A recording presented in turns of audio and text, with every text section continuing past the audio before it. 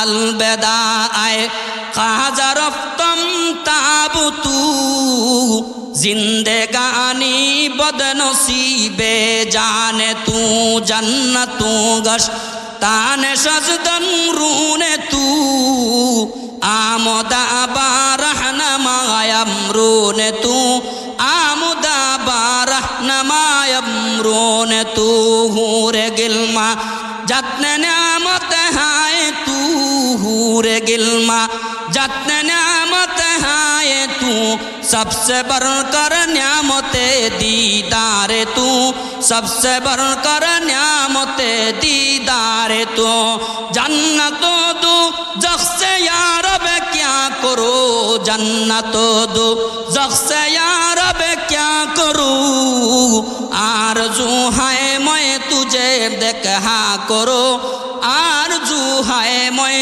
तुझे देखा करो और तमन्ना दिल से रुखसत हो गई अब तू आजा अब तू खिलवत हो गई अब तू आजा अब तू खिलवत हो गई ओ मुसलमान भाइरा আমার একটা বান্দা যখন কবর জগতের মধ্যে যখন চার পেয়ে যাবে আল্লাহর পয়গম্বরের প্রিয় সাহাবী জলিলুল কদর সাহাবী হযরতে উসমানে গনি রাদিয়াল্লাহু তাআলা আনহু উনি যখন কবরের পাশ দিয়া যাইতেন কান্নার সাথে সাথে উনার গাল মুবারক বেবে উনার দাড়ি মুবারক ভিজে বুকের মধ্যে কান্নার পানি পড়ে যাইত সাহাবায়ে কেরাম বলতেন ওগো আল্লাহর পয়গম্বরের জলিলুল কদর সাহাবী এই কবরের পাশ দিয়া গেলে আপনার চোখ দিয়া এত পানি পড়ে কেন আল্লাহর পয়গম্বরের সাহাবী বলেন এই আমার জিন্দেগীর মধ্যে আমার এই কবর নামক ঘাটিটাই হলো সর্বপ্রথম ঘাটি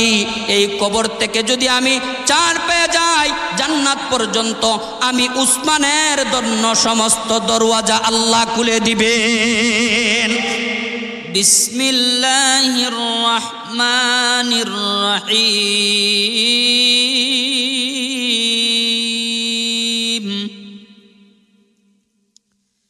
ইয়া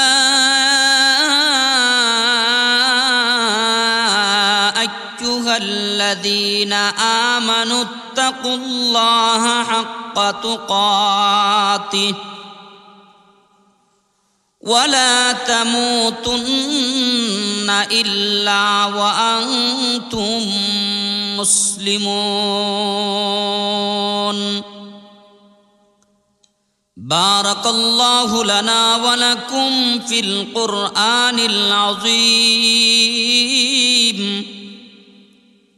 ونفعنا وإياكم بالآيات والذكر الحكيم صلى الله على سيدنا ومولانا محمد وعلى آله وأصحابه وسلم لا إله জুড়ে জুড়ে বলেন মাইকের ওভারটার কোন জায়গা একজন আইন কর্তৃপক্ষ একজন আইন মাইকের মেশিন এগুলা কই ডাক দেন ওভারটারকে ডাক দেন ডাকান আপনার বল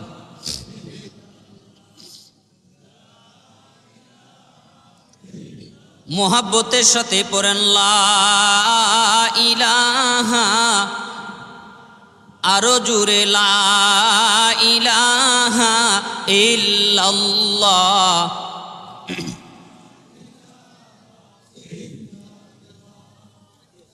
এই মাইকের অপারেটর কই আমার সামনে আসো ডাকাও আমার সামনে আসো এদিকে আও একটু রাখেন মাইকি কি আর চাউন আছে দেওয়া যাইব শীষ দিব না তো হ্যাঁ তাহলে শীষ ধরবো কেন আমার তো শ্বাস টানতেছে না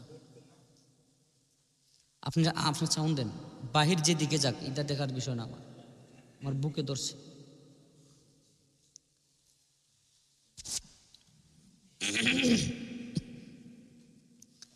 সবাই পড়েন লা ইলাহা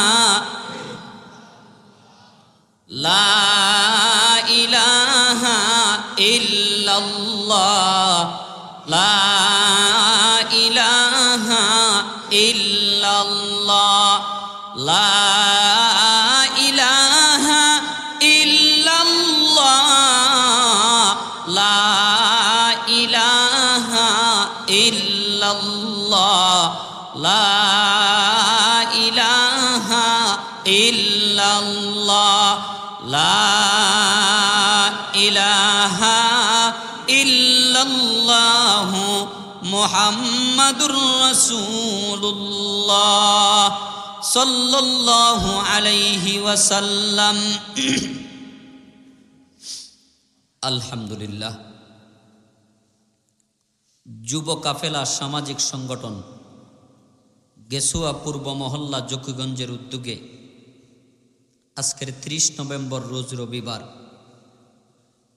মোবারক জলসার চলমান অধিবেশনের শ্রদ্ধাভাজন সম্মানিত সভাপতি সাহেব বয়ান করেছেন এবং বয়ান করবেন জাতির রাহবর, জাতির বিবেক, জাতির আমির শ্রদ্ধাভাজন হযরত উলামায়ে কেরাম, সম্মানিত মুরব্বিয়ানে আজম, কলিজার টুকরা যুবক ভাইয়েরা, মাইকের আওয়াজ যদ্দূর পর্যন্ত পৌঁছতেছে আমার পর্দানিশী সম্মানিতা আবেদা, জাহেদা, শাকেরা মা এবং বোনেরা, মহান আল্লাহ পাক রব্বুল আলামিন আমাদেরকে আল্লাহর সবচেয়ে বড় হুকুম এশারের নামাজ আদায় করার পর পৃথিবীর সবচেয়ে উত্তম এবং উৎকৃষ্ট জায়গা, যেই জায়গা, যেই গড়ের চাইতে আর কোনো উত্তম গড় পৃথিবীর বুকে আর নাই, এই গড়টার নাম কি? মসজিদ। এই মসজিদের মধ্যে আল্লাহ পাক কুরআন ও হাদিস থেকে উম্মতের উলামায়ে কেরামের জবানের মাধ্যমে শ্রবণ করার নিয়তে আমাদেরকে আল্লাহ পাক হাজিরা দেওয়ার তৌফিক দান করেছেন। এই জন্য আমরা খুশি না বেজার? যদি খুশি হয়ে থাকেন মোহাব্বতের সাথে জোরাওয়াজে আল্লাহর দরবারে সবাই একবার শুকরিয়া আদায় করে বলেন আলহামদুলিল্লাহ। সম্মানিত উপস্থিতি,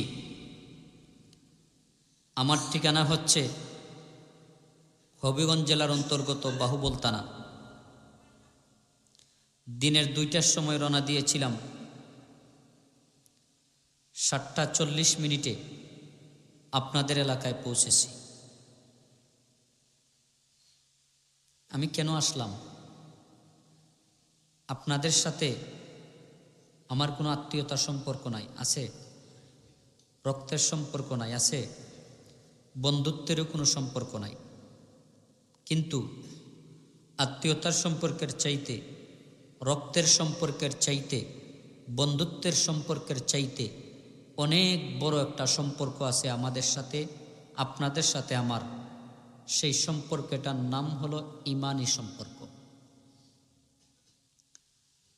তাহলে প্রশ্ন হলো, এই ঈমানি সম্পর্ক বাকি সম্পর্কের চাইতে উত্তম হয় কিভাবে? তার কারণ হলো, রক্তের সম্পর্ক, আত্মীয়তার সম্পর্ক, বন্ধুত্বের সম্পর্ক 3.5 হাত কবরে যাওয়ার আগ পর্যন্ত, আর ঈমানি সম্পর্ক আল্লাহর জমিন থেকে নিয়ে জান্নাত যাওয়ার আগ পর্যন্ত। কেউ বলতে পারবে না যে আমার বন্ধুকে নিয়ে আমি জান্নাতে যাব, এই কথা বলা যাবে ইনশাআল্লাহ। তার সাথে আমার ঈমানি সম্পর্ক ছিল, তার সাথে আমার লিল্লাহিয়াতের সম্পর্ক, ইনশাআল্লাহ তাকে নিয়ে আমরা জান্নাতে যাব। সবাই বলেন আমিন। আমি আল্লাহর উপরে পূর্ণ আস্থা এবং তাওয়াক্কুল, বিশ্বাস রেখে মাত্র 1 কান আয়াতে কারিমা তেলাওয়াত করেছি।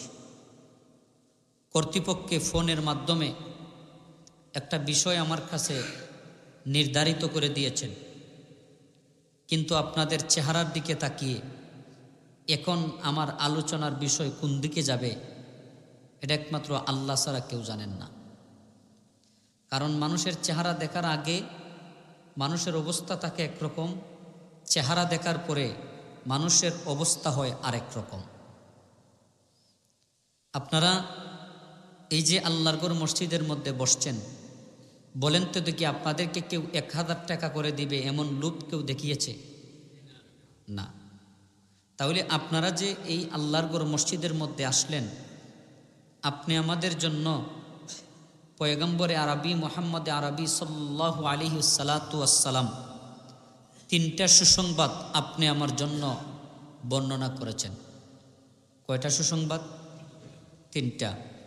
নাম্বার 1, নবীজি বলেন ওয়াহাফাতুহুমুল মালাইকা, আপনি আমাকে সংবর্ধনা নিরাপত্তা দেওয়ার জন্য আল্লাহ পাকের পক্ষ থেকে আসমান থেকে অসংখ্য অগণিত নূরের তৈরি ফেরেশতারা আমাদের চতুর্দিকে বেষ্টনী দিয়ে তারা দাঁড়িয়ে থাকেন। 2 নম্বরে নবী আলাইহিস সালাতু ওয়াস সালাম বলেন ইল্লা নাজালাত আলাইহিমুস সাকিনা, আপনি আমার উপরে আল্লাহর পক্ষ থেকে বৃষ্টির মতন রহমত আর বরকত নাজিল হতে থাকবে। 3 নম্বরে নবীজি বলেন ওয়াযাকারাহুমুল্লাহু ফীমান ইনদাহু, আপনি আমার কথা এই মুহূর্তে আল্লাহ পাক আল্লাহর কাছে যত বড় বড় মুআজ্জজ মুকাররম ফেরেশতারা আছেন, ওই সমস্ত মুআজ্জজ মুকাররম ফেরেশতাদের সাথে আল্লাহ নিজে আপনি আমার কথা ওই মুহূর্তে আলোচনা করেন। আচ্ছা, জকিগঞ্জের মানুষ, আমি আপনাদেরকে বলি,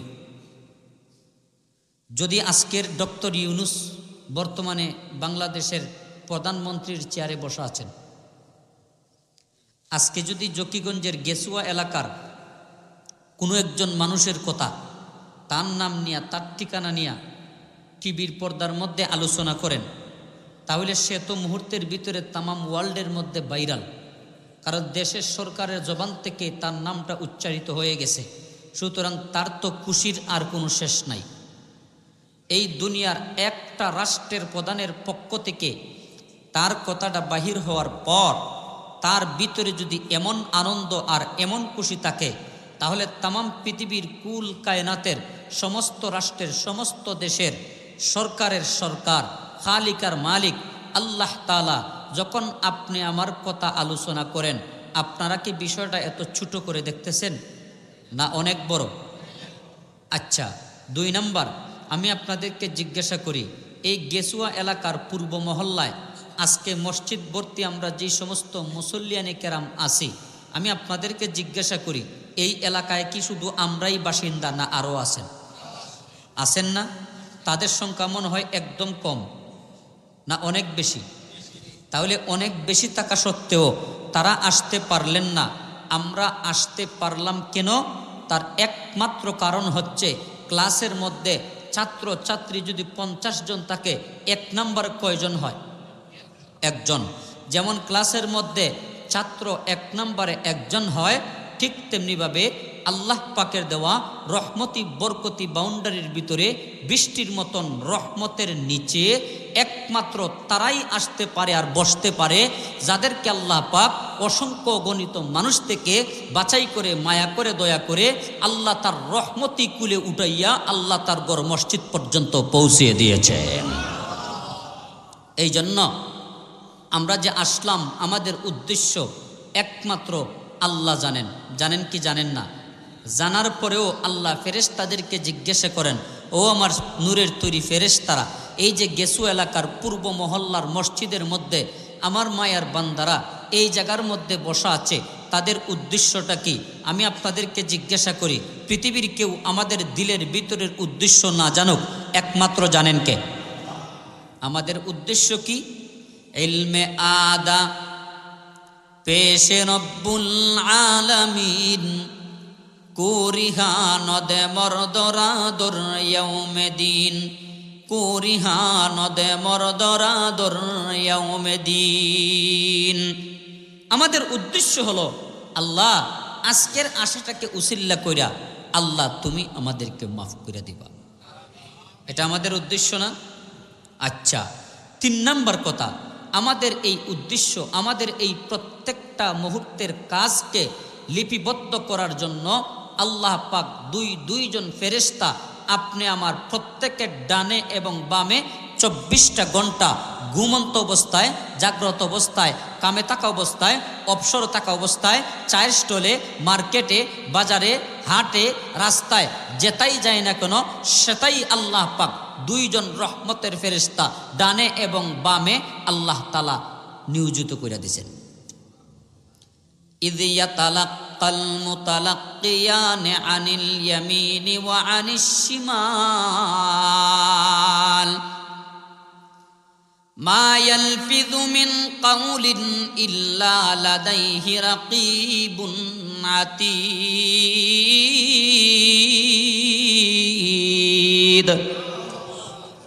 আল্লাহ পাক রব্বুল আলামিন বলেন, এই পৃথিবীতে তোমাদেরকে আমি পাঠিয়ে দেওয়ার পর যখন এক পর্যায়ে তোমরা বালিগ হয়ে গেলাম, মেয়েরা যখন বালেগা হয়ে গেল, আমি আল্লাহ মায়া করে দয়া করে তোমাদের তামাম জিন্দেগিটাকে লিপিবদ্ধ করার জন্য দুইজন ফেরেশতারে আমি আল্লাহ তোমাদের কাছে দান করে দিলাম। একজন ফেরেশতা থাকেন ডানে, আরেকজন ফেরেশতা থাকেন বামে। ডানজনের ফেরেশতার কাজ হলো নেক কাজ লেখা, আর বাম সাইডের ফেরেশতার কাজ হলো একমাত্র পথ কাজ কোলা লেখা। এই যে আমরা এই জায়গার মধ্যে একমাত্র আল্লাহকে রাজি আর খুশি করার জন্য এই জায়গার মধ্যে বসা আছি ভাই, আল্লাহ পাক মুআজ্জাজ মুকাররম ফেরেশতাদেরকে ওই মুহূর্তে আল্লাহ যখন প্রশ্ন করেন, তারা কি জন্য রে অসহায়ের মতন, কাঙ্গালের মতন জিন্দিগির সমস্ত আরাম আয়েশকে লাথি মেরে এই আমার ঘর মসজিদের মধ্যে তারা বসা আছে, তাদের একমাত্র উদ্দেশ্যটা কি? ফেরেশতারা বলেন, ওগো দয়ার আল্লাহ, তাদের একমাত্র উদ্দেশ্যই হলো আল্লাহ এই বসাটাকে, এই আয়োজনটাকে, এই আশাটাকে উসিলা কইরা আল্লাহ তুমি তাদেরকে মাফ করে দিবা। আল্লাহ তুমি যদি তাদের উপরে কোনো কারণে রাগান্বিত হয়ে যাও, আল্লাহ এই মুহূর্তে তাদের উপরে তুমি খুশি হয়ে যাইবা। আল্লাহর পয়গম্বর বলেন, আমার উম্মাত ওই মুহূর্তে আল্লাহ পাক নূরের তৈরি ফেরেশতাদেরকে বলেন, ইয়া আইয়ুহাল মালাইকা ইশহাদু ইন্নী কাদ গাফারতু লাহুম। আল্লাহু আকবার বলেন। আল্লাহ পাক রব্বুল আলামিন বলেন, এ ফেরেশতার দল সাক্ষী থাকো, তাদের জিন্দেগির সমস্ত আরাম আয়েশকে লাথি মেরে আমার ঘর মসজিদের মধ্যে যারা জড়ো হয়ে বসে আছে, তাদের পিছনের জিন্দেগির যতগুলা গুনাহ ছিল রে, আমি আল্লাহ এই মুহূর্তে তাদের পিছনের সমস্ত সগীরা গুনাহগুলা মাফির ঘোষণা করে দিলাম। জোরে বলেন না সুবহানাল্লাহ। আচ্ছা, আজকে যদি আমাদেরকে আল্লাহ মাফ করে দেন, আল্লাহর কাছে কোনো কমতি হবে? কমতি হবে? যদি মাফ না করেন আল্লাহর খাজানায় লাভ হবে? হবে না। এই কারণে আল্লাহ পাক রব্বুল আলামিন আমাদেরকে সৃষ্টি করেছেন জান্নাতে। কোথায়? জান্নাতে। আমাদের মূল বাড়ি বাবাজিরা কোন জায়গায় বলেন তো? জান্নাতে। বাবা আদম আলাইহিস সালাতু ওয়াস সালামের সৃষ্টিটা কোন জায়গায় ছিল? জান্নাতে না? তাহলে বাবা আদম আলাইহিস সালাতু ওয়াস সালাম যদি আমাদের আদি পিতা হন, তাহলে আমাদের মূল ঠিকানা, অরিজিনাল ঠিকানা, অরিজিনাল বাড়ি, অরিজিনাল অ্যাড্রেস কোথায়? জান্নাতে না জাহান্নামে? জান্নাতে। এই জান্নাতে আবার আল্লাহ আমাদেরকে যাতে ফিরিয়ে নিতে পারেন, এই কারণে আল্লাহ পাক এই দুনিয়ার মধ্যে আল্লাহ পাক দুইটা আদত আর দুইটা খাসালত, দুইটা বৈশিষ্ট্য আমাদের ভিতরে দান করে দেয়া আল্লাহ আমাদেরকে সৃষ্টি করেছেন। আচ্ছা, দুইটা আদত, আমার কথা বুঝে আসেনি, সমস্যা হয় না তো বুঝতে? আলহামদুলিল্লাহ। এই পৃথিবীর বুকে আল্লাহ যখন আমাদেরকে পাঠাইছেন, এই পাঠানোর ক্ষেত্রে আমাদের সাথে আরো কত জাতি আল্লাহ তাআলা বানিয়েছেন, বানাইছেন না? একটু খেয়াল করে শুনেন, আল্লাহ পাক এই পৃথিবীর বুকে মানুষ এবং জিন জাতি ছাড়া অসংখ্য অগণিত হাইওয়ান জানোয়ার আল্লাহ তাআলা বানিয়েছেন, বানাইছেন না? এই হাইওয়ান জানোয়ারের মধ্যে আল্লাহ পাক বুদ্ধি দেন নাই, কিন্তু খাওয়া দাওয়া, কাম বাপ, খায়সাত পূরণ করার জন্য আল্লাহ পাক এই বৈশিষ্ট্যটা তাদের ভিতরে দান করে দিয়েছেন। বুঝা গেছে আমার কথা? পক্ষান্তরে ফেরেশতাদেরকে আল্লাহ তাআলা বানাইছেন, বানানোর পরে খাবার দাবার কামবাব খায়সাত পূর্ণ করার মতন মন মানসিকতা আল্লাহ তাআলা দান করেন নাই, বুদ্ধিটা কিন্তু আল্লাহ ঠিকই দান করেছেন। তাহলে ফেরেশতাদেরকে যেটা দান করেছেন জানোয়ারদেরকে এটা দান করেন নাই, জানোয়ারদেরকে যা দান করেছেন ফেরেশতাদেরকে দান করেন নাই। এবার আপনারা আসেন, ফেরেশতাদেরকে যেটা দান করেন নাই সেটা দিয়েছেন আমাদেরকে, জানোয়ারদেরকে সে যেটা দান করেন নাই সেটা দান করেছেন আমাদেরকে। ব্যাপারটা কি, মানুষদেরকে যেভাবে খাবার দাবার গুম কামবাব খায়সাত পূরণ করার মতন এই যোগ্যতা আল্লাহ বৈশিষ্ট্য আল্লাহ দান করেছেন, ঠিক একইভাবে বুদ্ধিও কিন্তু দেমাগও কিন্তু আল্লাহ পাক মানুষের মধ্যে দান করেছেন। এর মানদণ্ড হলো, শ্রেষ্ঠত্বের মানদণ্ড হলো, আল্লাহ বলেন পৃথিবীর মানুষ এই কামবাব খায়সাতকে দমিয়ে আমি আল্লাহর ইবাদত ঠিকমতো করতে পারলে তোমাদের মান ইজ্জত এমনভাবে বেড়ে যাবে, নূরের তৈরি ফেরেশতাদের চাইতেও মান আমি আল্লাহর কাছে বৃদ্ধি হয়ে যাবে। পক্ষান্তরে এই কামবাব খায়সাত, এই বুদ্ধি দেমাগ বাক বিচার করার মতন যোগ্যতা তোমাদের কাছে থাকা সত্ত্বেও তোমরা যদি আমি আল্লাহর হুকুম রাসূলের তরিকা মানতে না পারো তাহলে উলাইকা কাল আনআম বাল হুম আদল, তোমাদের মান মর্যাদা চতুষ্পদ জানোয়ারের মতো হয়ে যাবে।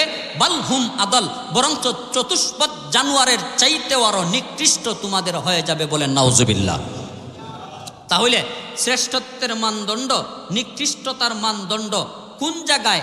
একমাত্র আল্লাহর বই, আল্লাহর হুকুম আর রাসূলের আদর্শ, এই দুই জায়গার মধ্যেই শ্রেষ্ঠত্বের মানদণ্ড আল্লাহ তাআলা কায়েম করে রেখে দিয়েছেন। এই জায়গার মধ্যে 2 নম্বর কথা আমি আপনাদেরকে জিজ্ঞাসা করি, শান্তি, সুখ, আরাম, আয়েশ, বুক, বিলাসিতা, এটা কি আপনাদের জকিগঞ্জ বাজারের কোনো চালের দোকানে পাওয়া যায়? চালের দোকানে পাওয়া যায়? মিষ্টির দোকানে পাওয়া যায়? তাহলে সুখ শান্তি যেহেতু কোনো মার্কেটে বিক্রি হয় না, তাহলে বোঝা গেল সুখ শান্তির একটা ঠিকানা আল্লাহ তাআলা অবশ্যই রেখে দিয়েছেন। সুখ শান্তির ঠিকানাটা কি? একমাত্র আল্লাহর ভয় এবং রাসূলের আদর্শ নামক চরিত্রের ভিতরে আল্লাহ পাক এই সুখ শান্তি রেখে দিয়েছেন। এই 2 ঠিকানা ছাড়া পৃথিবীর কোনো মানব, পৃথিবীর কোনো মহামানব, পৃথিবীর কোনো বৈজ্ঞানিক যদি সুখ শান্তি চায়, মরণ পর্যন্ত সুখ শান্তি চাইতে পারে, তালাশ করতে পারে, এই 2 রাস্তা ছাড়া 3 নম্বর কোন রাস্তার মধ্যে কিয়ামতের আগ পর্যন্ত সুখ শান্তি পাওয়ার সম্ভাবনা। সুখ শান্তি আল্লাহ পাক 2 হুকুমের মধ্যে দান করেছেন। 2 হুকুমের মধ্যে দান কইরা আমরা যাতে জান্নাতে যেতে পারি, আমরা যাতে আমাদের বাবার ঠিকানা, পুরাতন ঠিকানা জান্নাতের মধ্যে যাইতে পারি, এই কারণে 2টা বৈশিষ্ট্য আল্লাহ পাক আমাদেরকে দান কইরা এই পৃথিবীটাকে আল্লাহ পাক পরীক্ষার হল সাজাইয়া পরীক্ষার্থী হিসাবে আল্লাহ পাক আমাদেরকে এই পৃথিবীতে আল্লাহ তাআলা পাঠিয়েছেন। আচ্ছা, পরীক্ষাটা কি? পরীক্ষাটা হলো প্রশ্নপত্রের মধ্যে আসে, প্রশ্নপত্রের মধ্যে আসে যে একটা জিনিস তোমাদের সামনে আমি বললাম, ওই জিনিসটা আসেনি না নাই, তাহলে আসে একটা অপশন আছে, নাইও আরেকটা অপশন আছে। ঠিক তেমনিভাবে নবী আলাইহিস সালাতু ওয়াস সালাম বলেন, আমার উম্মত এই দুনিয়ার মধ্যে চলতে ফিরতে যাইয়া 2টা রাস্তা একটা আল্লাহ তাআলা দান করেছেন। একটা রাস্তার নাম সিরাতে মুস্তাকিম, আরেকটা রাস্তার নাম সুবুলুশ শায়াতিন। চাইলে তুমি শয়তানের রাস্তায় যাইতে পারবা, চাইলে তুমি সিধা জান্নাতের রাস্তায় তুমি যাইতে পারবা। অপশন কয়টা আল্লাহ দান করেছেন? 2টা। এই 2টা অপশন দিয়া আল্লাহ পাক আমাদেরকে পাঠিয়েছেন। অন্যথায় যদি আল্লাহ পাক শুধু সিরাতে মুস্তাকিমের রাস্তা দান করতেন, শয়তানের কোনো রাস্তা আল্লাহ দান করতেন না, তাহলে বলেন তো দেখি আমাদের জন্য কোনো পরীক্ষা আল্লাহর পক্ষ থেকে হইতো? পরীক্ষা হইতো না। এই কারণে আল্লাহ পাক রব্বুল আলামিন বলেন, আমি যেহেতু তোমাদেরকে জান্নাতে যাওয়ার জন্য বানাইছি, আমি যেহেতু তোমাদেরকে জান্নাতে দেওয়ার জন্য বানাইছি, এই কারণে আমি আল্লাহ তোমাদেরকে বলে দিলাম রে, তোমাদের জিন্দেগির মধ্যে চলতে ফিরতে যাইয়া যদি কোনো সময় সুবুলুশ শায়াতিন শয়তানের রাস্তায় ইবলিসের প্ররোচনায় পইরা তোমাদের যদি কোনো গুনাহখাতা হয়ে যায়, তাহলে সমস্ত গুনাহখাতার বোঝা মাথায় নিয়া লজ্জিত হইয়া তোমরা আমি আল্লাহর কাছে ফিরে আসবা, আমি আল্লাহ আমার রহমতি কুলে তোমাদেরকে নগদ উঠায়া নিব। প্রমাণ আল্লাহ বলেন, ইয়া আইয়ুহাল্লাযীনা আমানু তুবু ইলাল্লাহি তাওবাতান নাসুহা আসা রাব্বুকুম আইয়ুকাফিরা আনকুম সাইয়্যাতিকুম ওয়া ইউদখিলাকুম জান্নাতিন তাজরি মিন তাহতিহাল আনহার। আল্লাহু আকবার বলেন। আল্লাহ পাক রব্বুল আলামিন বলেন, এই পৃথিবীর বুকে তোমাদের জিন্দেগি যে আমি আল্লাহ দান করালাম। নবী আলাইহিস সালাতু ওয়াস সালাম বলেন, আমার উম্মত এই আখিরি জামানায় আমার উম্মতের বয়স হবে 60 থেকে 70 বছরের মাঝামাঝি। রব্বুল আলামিন বলেন, বান্দারে এই 60 এবং 70 বছরের মাঝামাঝি হায়াত পাওয়ার পর জিন্দেগিতে চলাফেরা করতে যাইয়া যদি কোনো সময় শয়তানের রাস্তায় তোমার পা চলে যায়, কোনো সময় যদি শয়তানের রাস্তায় পা চলে যাওয়ার পর তুমি যদি গুনাহ খাতার মধ্যে লিপ্ত হয়ে যাও, তাহলে আমি আল্লাহ বলে দিলাম রে, মরণ পর্যন্তের জন্য আমি আল্লাহর পক্ষ থেকে মাফির দরওয়াজা তোমাদের জন্য আমি আল্লাহ খোলা রেখে দিলাম। সুবহানাল্লাহ, জোরে বলেন সুবহানাল্লাহ। তাহলে মাফির দরজা দিয়ে আল্লাহ তাআলা খোলা রাখলেন। আল্লাহ বলেন, ইয়া আইয়ুহাল্লাযীনা আমানু, এই শব্দটার দিকে লক্ষ্য করলেই বোঝা যায় আল্লাহ কতটুকু মাফির দরওয়াজা আমাদের জন্য উন্মুক্ত করে রেখে দিয়েছেন।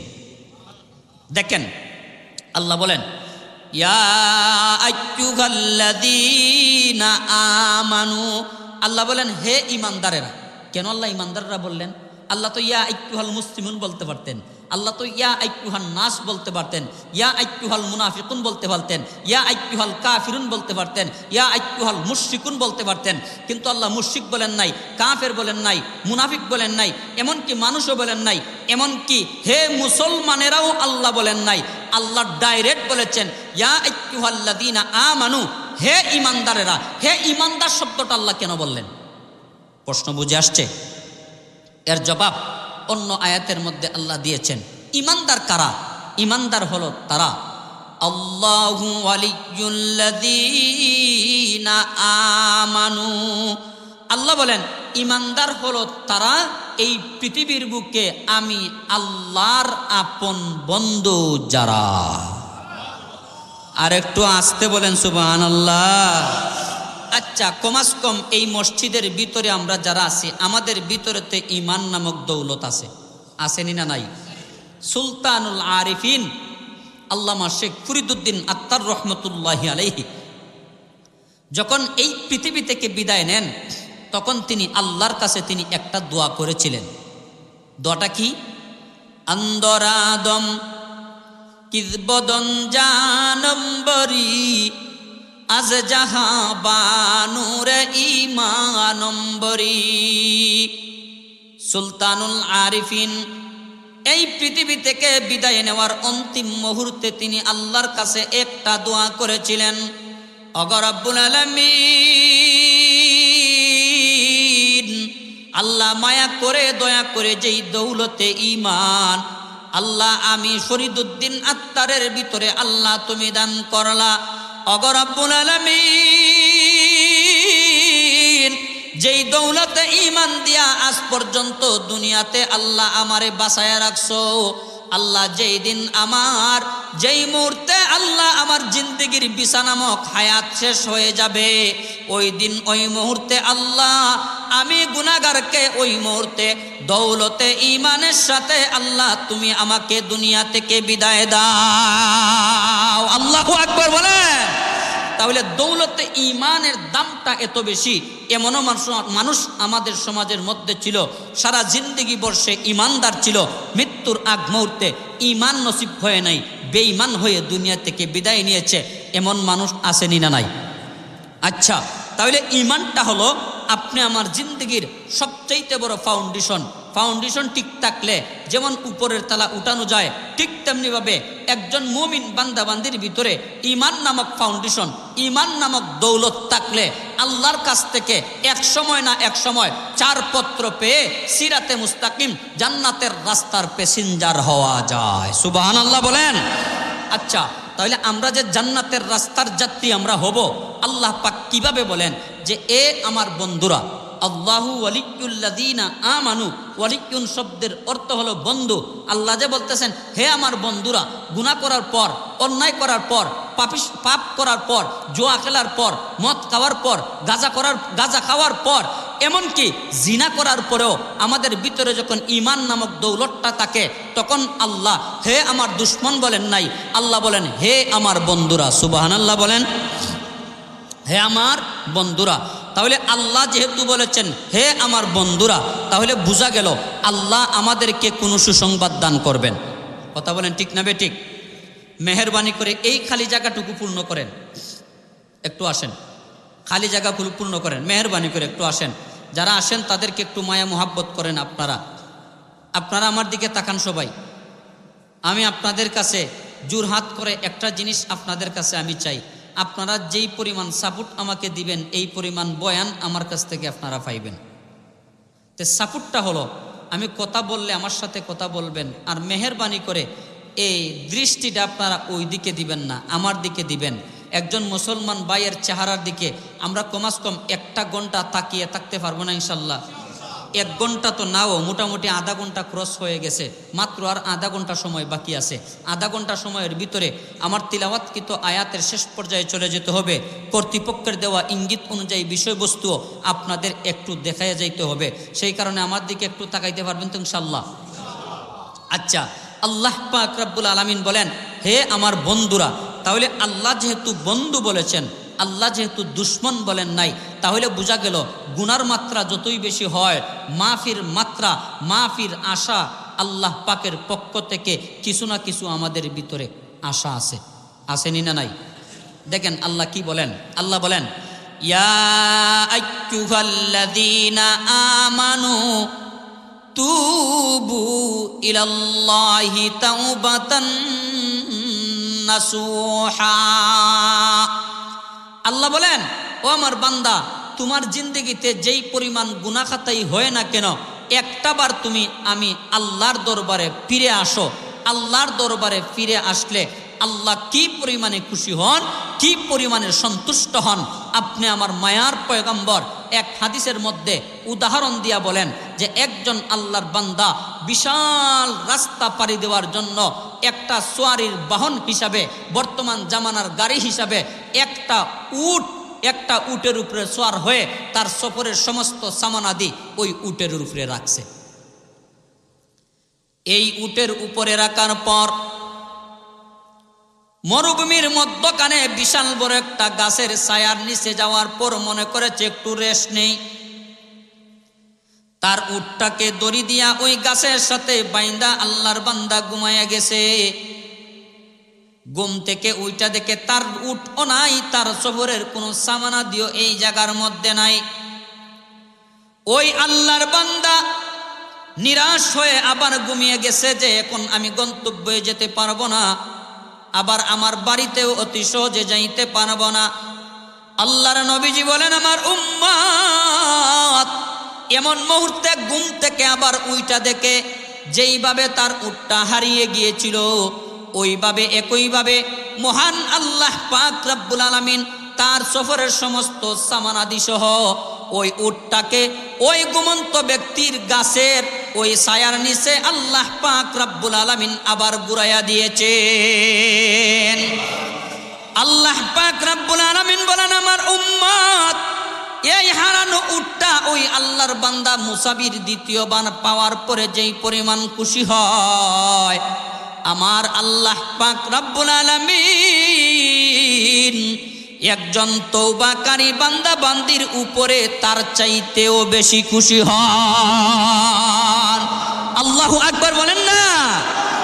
এই কারণে আল্লাহ পাক খুশি হইয়া আমরা যখন নামাজের মধ্যে সেজদা দেই না, রুকুতে যাই না, আমরা যখন নামাজের মধ্যে দাঁড়াইয়া এইভাবে আমরা তেলাওয়াত করি আলহামদুলিল্লাহি রাব্বিল আলামিন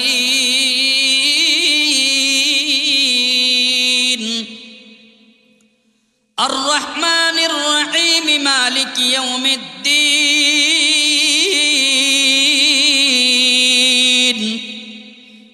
ইয়াকা না'বুদু ওয়া ইয়াকা নাস্তাঈন ইহদিনাস সিরাতাল মুস্তাকিম সিরাতাল লাযীনা আন'আমতা আলাইহিম গায়রিল মাগদুবি আলাইহিম ওয়ালাদ-দাল্লিন।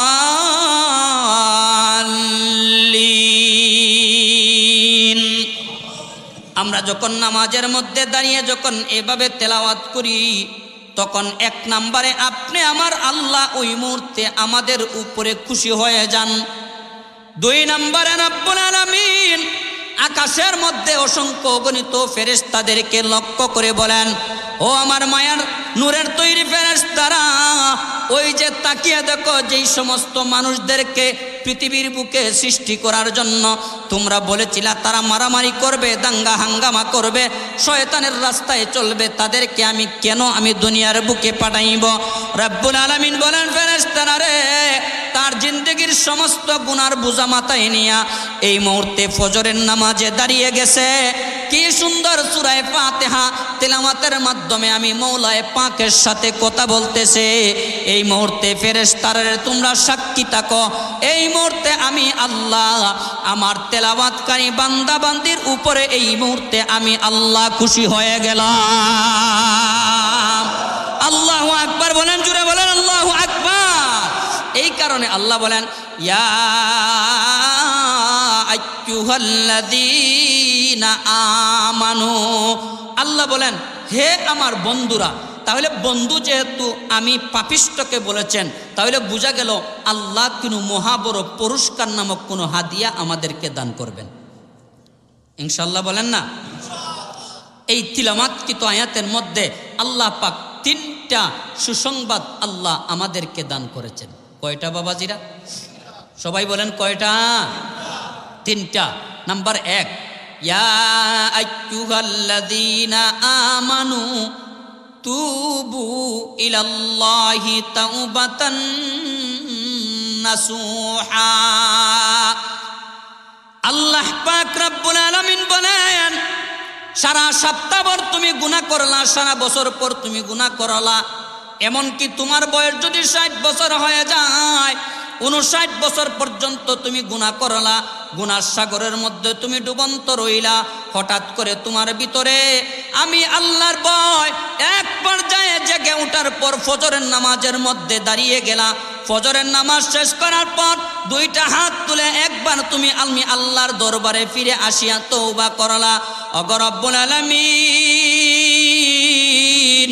আল্লাহ ইতিপূর্বে যা গুনাহ করেছি, যা করেছি সব শয়তানের প্ররোচনায় পয়রা আমি করেছি। ওগো দয়ার আল্লাহ, আজকে শয়তানের রাস্তা চিনার পর এই মুহূর্তে আল্লাহ তোমার দরবারে আসিয়া 60 বছরের গুনাহ নিয়া এই মুহূর্তে আমি লজ্জিত হইয়া তোমার দরবারে আমি হাত বাড়াইয়া দিলাম।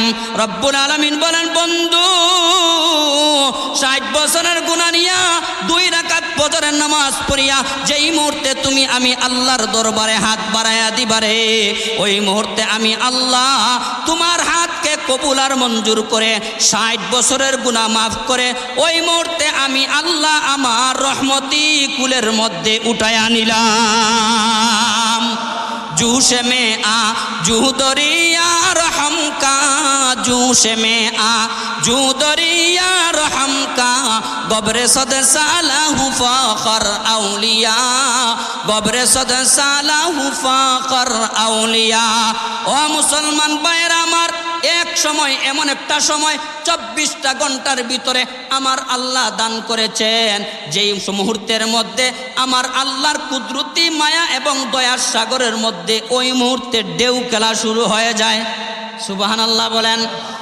আল্লাহর নবীজি বলেন, উম্মত রে, একটা রাত্রকে 3 ভাগ করার পর 3 নম্বর রাত যখন আপনি আমার উপরে অতিক্রম হয়ে যায়, ওই মুহূর্তে আল্লাহ পাক রব্বুল আলামিন দুনিয়ার প্রথম আসমানের মধ্যে আল্লাহ পাক নির্জনে ওই মুহূর্তে আসেন আর বলেন, কেউ আচনি মাফ চানেওয়ালা, ওই মুহূর্তে এসেছি তোমাদেরকে মাফ করে দেনেওয়ালা। দুই নম্বরে আপনি আমার পয়গম্বর বলেন, দুই নম্বরে আপনি আমার আল্লাহ। ওই শেষ রাত্রে তাহাজ্জুদের সময়, নুজুলে রহমতের সময় পৃথিবীর প্রথম আসমানের মধ্যে আসিয়া আল্লাহ পাক রব্বুল আলামিন বলেন, কেউ আচনি রে ও বাপি আমার কাছে রিজিক তালাশ করনে ওয়ালা। ওই মুহূর্তে আমি এসেছি আমার গায়বী খাজানা থেকে তোমাদেরকে রিজিক দেনে ওয়ালা। আল্লাহু আকবার বলেন। আল্লাহর নবীজি বলেন, উম্মত রে, ওই মুহূর্তে আমার আল্লাহ যেভাবে ডাকতে থাকেন, পূর্ব দিগন্তে সূর্য উদিত হওয়ার আগ পর্যন্ত আল্লাহ এইভাবেই আমাদেরকে ডাকতে থাকেন। ওই ডাকের মধ্যে, ওই রহমতি সাগরের মধ্যে, ওই টাইমটার মধ্যে যেই ব্যক্তি উঠিয়া তার 100 বছরের গুনাহ খাতা নিয়া একবার আল্লাহর দরবারে তওবা করে মাফ চাইবে, আল্লাহর সাথে সাথে এক নম্বরে আল্লাহর বান্দাকে ওই মুহূর্তে মাফ করে দিবেন। তাহলে আল্লাহ যে আমাদেরকে বন্ধু বলেছেন, বন্ধু বলে আল্লাহ পাক কয়টা সুসংবাদ দিয়েছেন? আর একটু জোরে বলেন, কয়টা? 3টা। এই 3টা সুসংবাদের মধ্যে এক নম্বরের সুসংবাদ, আল্লাহ আমাদেরকে মাফ করিয়া দিবেন। সুবহানাল্লাহ বলেন না? তাহলে আল্লাহ এক নম্বরে আমাদেরকে মাফ করিয়া দিবেন। এখন 2 নম্বর কি? আল্লাহ বলেন, আসা রব্বুকুম আইয়ুকাফিরা আনকুম সাইয়্যাতিকুম। আল্লাহ পাক রব্বুল আলামিন বলেন, তোমার জিন্দেগির গুনাহ খাতাগুলা একবার তওবা করে পানি চারার পরে আমি আল্লাহ মাফ করে দিলাম রে। এই মুহূর্তে তোমার আমলনামার মধ্যে কোনো গুনাহ নাই, এই কথাটা অস্বীকার করতে পারবা না। তোমার আমলনামার মধ্যে কোনো নেকিও কিন্তু নাই। আমার আমলনামার মধ্যে যদি নেকি না থাকে তাহলে আমি জান্নাতে যাইব আমরা কি করে? ঠিক না বে ঠিক? আচ্ছা, আমি আপনাদেরকে বলি, বাজারে যাইয়ে যদি খালি হাতে বলেন মাছ দেন, দিবে না? টাকা লাগবে, টাকা পয়সা লাগবে। ঠিক তেমনি ভাবে আল্লাহ পাক রব্বুল আলামিন আরেকটা কথা কত সুন্দর করে উদাহরণ দিয়া আমাদের বুজুর্গ হযরত উলামায়ে কেরাম কিভাবে বলেন দেখেন। আরে ভাই, দুনিয়ার মানুষের কাছে চাইলে মানুষ যত বড় ধনী হোক না কেন, যত বড় আপন মায়ের সন্তান হয়ে আমার আপন ভাই হয় না কেন, ওই মানুষটা বেজার হয় না, খুশি হয়। हर गरी देने के तू तो यार है, जो न मांगे उससे तू बेजार है, तू दाता है के देने के लिए, दर तेरे रहमत की हरदम है कुले, दर तेरे रहमत की हरदम है कुले। পৃথিবীর মানুষের কাছে চাইলে পৃথিবীর মানুষ বেজার হয়, কিন্তু মালিকের কাছে না চাইলে কিন্তু মালিক আমাদের জন্য বেজার হন। ও মুসলমান ভাইরা আমার, একটা মানুষ যদি আল্লাহর কাছে সব সময় চাইতে পারে, আল্লাহ পাক রব্বুল আলামিন ফেরেশতাদেরকে বলেন তার আমলনামার অ্যাকাউন্টের মধ্যে তার জিন্দেগির সমস্ত দোয়াগুলারে ওই মুহূর্তে তোমরা জমা করে দাও।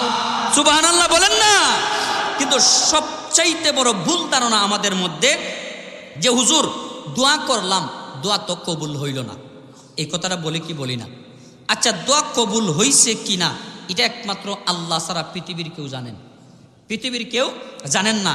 এই কারণে আমার একজন উস্তাদে মুহতারম একটা উদাহরণ দিয়া আমাদেরকে বুঝিয়েছিলেন যে হে আল্লাহর বান্দারা, কোনো দোয়াই ব্রেতা যায় না। হ্যাঁ, একটু হতে পারে একটা নগদ কবুল হয়, আরেকটা একটু পরে কবুল হয়, ঠিক আছে না হুজুর? আচ্ছা, পরে কবুল হয়। হুজুর বলেন যে নগদ কবুল হয়ে যায় কেন, আবার পরে কবুল হয় কেন? তার কারণটা কি? তার কারণটা হলো নগদ কবুল হইলে পরে যেই পরিমাণ ফায়দা আমাদের জন্য হবে, বাকিতে কবুল হইলে পরে তার চাইতে বেশি ফায়দা হবে। এই কারণে আপনি আমার হাতের জবানের এই দোয়াটা আল্লাহ তাআলা আল্লাহর কুদরতি অ্যাকাউন্টের মধ্যে জমা কইরা রেখে দেন। আর একটু আসতে বলেন সুবহানাল্লাহ। একটা উদাহরণ তিনি দেন, উনি একটা উদাহরণ দিয়েছেন বাস্তব। চিটাগাং থেকে ঢাকায় যাওয়ার জন্য একটা বাসে উঠছেন। কোথায় উঠছেন? বাসে উঠার পর উনি বলতেছেন একটা বাসে অর্ধেক করে একদম শেষ ভাগের মধ্যে আমি এক সাইডের সিটের মধ্যে বসা। রাত্র যখন গভীর হয়ে গেছে, নাইটের কুচ, হঠাৎ করে দেখলাম বিশাল বড় বিকট একটা শব্দ হয়েছে। শব্দ হওয়ার সাথে সাথে আমি যখন আমার চোখ খুললাম, চোখ কুলার পরে দেখি কারেন্টের এক পিলারের সাথে বাঁশটা মুখামুখি হইয়া উনি বলতেছেন আমার আগ পর্যন্ত যারা আছে সবগুলা মানুষ কেউর মাথা ফাটছে, কেউর হাত ভাঙছে, কেউর হুশ বুদ্ধি চলে গেছে, এইরকমভাবে অজ্ঞান অচেতন হয়ে উনার সিটের আগ পর্যন্ত সমস্ত যাত্রীরা এইভাবে পড়ে আছে। ইন্না লিল্লাহ বলেন। তো উনি বলতেছেন যে দেখেন আমার আগ পর্যন্ত সমস্ত যাত্রীরা কেউ না কেউ আঘাতপ্রাপ্ত হয়েছে, কেউ মারাও গিয়েছে, কিন্তু আমি বেঁচে গেলাম। তার কারণ হলো যে আমি আল্লাহর কাছে সব সময় দোয়া করি, আল্লাহ তাআলা আমার আমলনামার অ্যাকাউন্টে আমার দোয়াটাকে আল্লাহ নগদ কবুল আর মঞ্জুর না করিয়া বাকির জন্য রাখিয়া দিয়েছেন। অ্যাক্সিডেন্ট যখন হয়েছে আল্লাহ একটা দোয়াকে কাজে লাগাইয়া আমি গুনাহগারকে আল্লাহ তাআলা জান ভিক্ষা দান করে দিয়েছে। বিষয়টা বুঝিয়েছে। এই কারণে দোয়া আমার হয়, এই দোয়া হয় বাকিতে কবুল হবে, হয় নগদ কবুল হবে।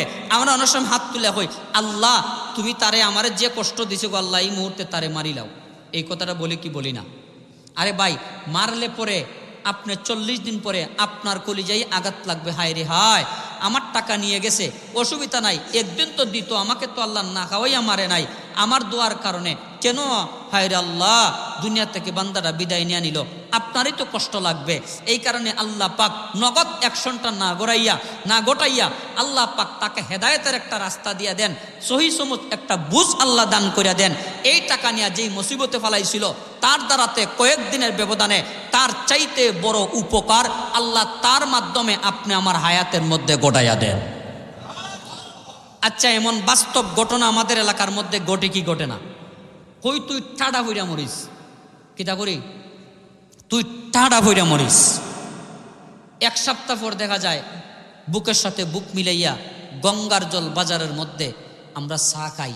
এমনকি আমার যিনি আপন বন্ধু আছে হ্যাঁ রে একটু পরে আইস, কই কি কই না? তাহলে এত ভালোবাসা এক সপ্তাহের ভিতরে ঘুরলো কেন? এত ভালোবাসা এক সপ্তাহের ভিতরে ঘুরার তার মূলে কারণ হলো ভাই একটা মানুষের বেলায় আপনি দোয়া করেছেন বা বদদোয়া করেছেন, এই বদদোয়া যদি 100% আপনি বদদোয়াদারি হয়ে আপনি যদি ন্যায়ের পক্ষে আপনি থাকেন, তাহলে এই বিচারটা আল্লাহ তারে কিভাবে করবেন এটা একমাত্র মালিকে কায়নাত জানেন।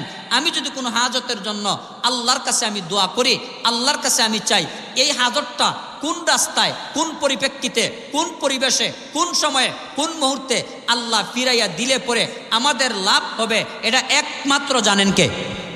আরো জোরে বলেন জানেন কে? এই কারণে আল্লাহ পাক আমাদের দোয়াগুলারে এইভাবে আল্লাহ তাআলা ইনটেক জমা রেখে দেন।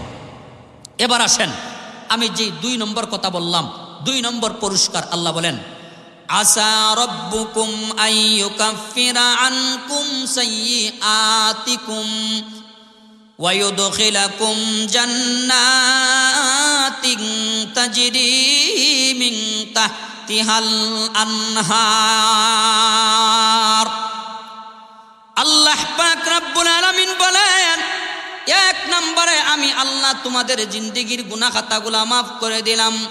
রব্বুল আলামিন বলেন বন্ধু এরপরে তুমি যখন দ্বিতীয়বার তুমি আমি আল্লাহর দরবারে সেজদা দিয়া মাফ চাইলা রে, আমি আল্লাহ এমন ভাবে রাজি আর খুশি হই তোমার জিন্দেগীর যতগুলা গুনাহ আমি ওই মুহূর্তে মাফ করে দিলাম। প্রত্যেকটা গুনার স্থানের মধ্যে এক একটা নেকি দ্বারা আমি আল্লাহ তোমাদের আমলনামাকে ভরপুর করে দিলাম। আল্লাহু আকবার বলেন না? আল্লাহর পয়গম্বর বলেন আমার উম্মত শুধু আল্লাহ পাক রব্বুল আলামিন তোমাদেরকে মাফ করে দিবেন তাই নয়, আপনি আমার পয়গম্বর বলেন আমার উম্মত আল্লাহর ভয়ে তোমাদের চোখ দ্বারা যদি এমন 2 ফোঁটা পানি বের হয়, যেই 2 ফোঁটা চোখের পানির মধ্যে একটা মাছির দানা পরিমাণও ভিজবে না, পয়গম্বর বলেন আমার উম্মত ময়দানে মাশরে আল্লাহ পাক এই 2 ফোঁটা চোখের পানির মধ্যে এমন অ্যাকশন আর এমন শক্তি দান করে দিবেন, তোমার নামে যখন জাহান্নামের আগুন যখন দাউ দাউ করে যখন জ্বলবে তোমাকে জ্বালাইবার জন্য, তখন দুনিয়ার বুকে আল্লাহর ভয়ে তোমার 2 চোখ দ্বারা 2 ফোঁটা পানিকে আল্লাহ পাক ওই জাহান্নামের আগুনের মধ্যে ফালাইয়া তোমার নামের জাহান্নামের আগুনটাকে ওই মুহূর্তে আল্লাহ নিভাইয়া দিবেন। আল্লাহ আল্লাহু আকবার বলেন না। আল্লাহ পাক রব্বুল আলামিন বলেন, বন্ধু তোমার জিন্দেগির গুনাহ মাফ করে দিলাম। 2 নম্বরে তোমার আমলনামাকে আমি আল্লাহ নেকি দ্বারা আমি আল্লাহ ভরপুর করে দিলাম। রব্বুল আলামিন বলেন 3 নম্বরে সুসংবাদ হলো ওয়ায়ুদখিলাকুম জান্নাতিন তাজরি মিন তাহতিহাল আনহার। আল্লাহু আকবার বলেন। রব্বুল আলামিন বলেন, বন্ধু 1 নম্বরে তোমাকে মাফ করে দিলাম, 2 নম্বরে তোমার আমলনামাকে আমি আল্লাহ নেকি দ্বারা ভরপুর করে দিলাম। রব্বুল আলামিন বলেন, ওই দিনে বা ওই রাত্রিতে তোমাদের যদি মৃত্যু হয়ে যায় তাহলে আমি আল্লাহর হুকুমে তোমার 3.5 হাত কবরের সাথে জান্নাতের সম্পর্ক লেগে যায়। আল্লাহু আকবার বলেন না।